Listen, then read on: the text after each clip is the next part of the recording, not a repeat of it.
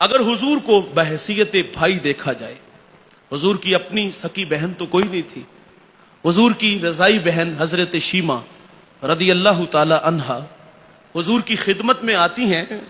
वो तफसील से वाकया आपने सुना हुआ है। उस कबीले के बंदे छुड़ाने थे। जब बहन आती है तो हुजूर उठ के इस्तकबाल करते हैं और फरमाते, बहन कैसे आई हो? अर्ज की, हुजूर कुछ लोग आपके यहां हैं हमारे, वो छुड़ाने आई हूं। तो हुजूर ने फरमाया, बहन जहमत क्यों की? आप किसी के यहां पैगाम भेज देती तो मैं मोहम्मद सारे ही छोड़ देता। और फिर बहन को बहुत सारे तोहफे दिए, दरवाजे तक छोड़ने आए। फिर सहाबा को जमा करके जुमला का इरशाद फरमाया, मैं जब भी कैदी छोड़ता हूं तो मशवरा लेता हूं, लेकिन आज मशवरा नहीं लिया। अर्ज की, हुजूर हमारी मजाल भी क्या है, लेकिन इरशाद तो फरमाए। इरशाद फरमाए, आज मेरे दरवाजे पर मेरी बहन आ गई थी। और आज हम देख ले हमारा बहनों के साथ राब्ता कैसा है।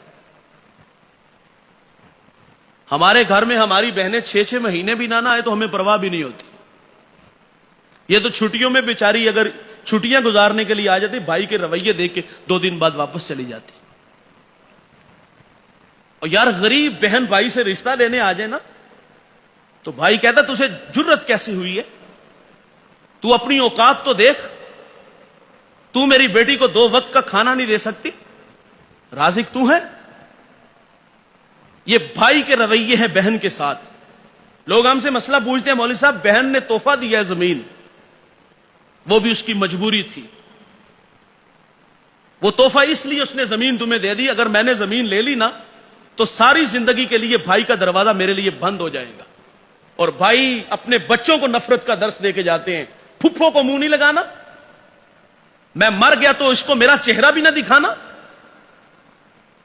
अब 5 करोड़ की जमीन तो ले ली, ये तो पूछ लिया कि क्या ये कबूल कर लेना चाहिए? बहन का हक था, तुम्हें तोहफा दे दिया, तुमने बदले में क्या दिया? कभी उसका ख्याल आया, कभी उसकी झोली भरने का ख्याल आया तुम्हें? 6-6 महीने भी ना आए तो परवाह नहीं होती, उसके घर में फाके हो तो फिर भी परवाह नहीं होती। अपनी बहनों के साथ राब्ते में रहा करो, अपनी बहनों को इज्जत दिया करो, इनके पास जाया करो, इन्हें पास बुलाया करो। इनकी झोलियां भरना मेरे रसूल की सुन्नत है।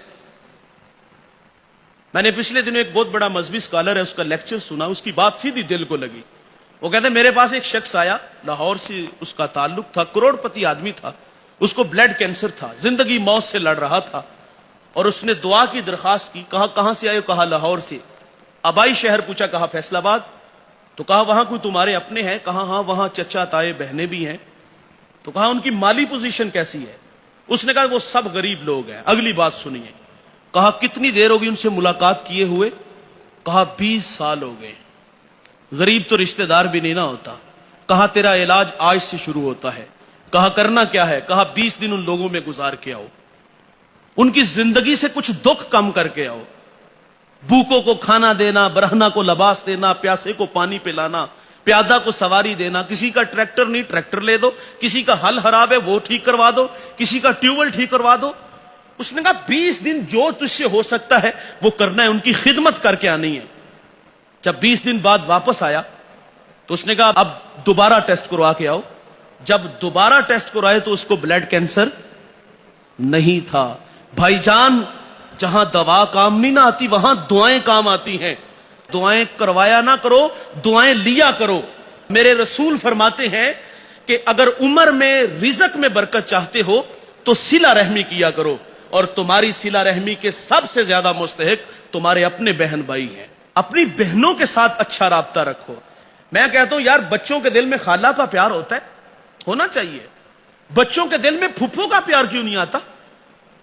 ये एक सवाल है। बच्चों के दिल में खाला की मोहब्बत है, फुफ्फो की क्यों नहीं? अल्लाह के फजल से मेरे बच्चों की आदत है, जब मेरी बहनें घर आती तो वो फूल लेके इस्तकबाल करते। अपने बच्चों को अपनी बहनों की मोहब्बत सिखाओ। तो हुजूर सल्लल्लाहु अलैहि वसल्लम अपनी बहन के लिए कितनी मोहब्बतें रखते हैं। फरमाते, तू किसी के यहां पैगाम भेज देती, मैं सारे ही छोड़ देता।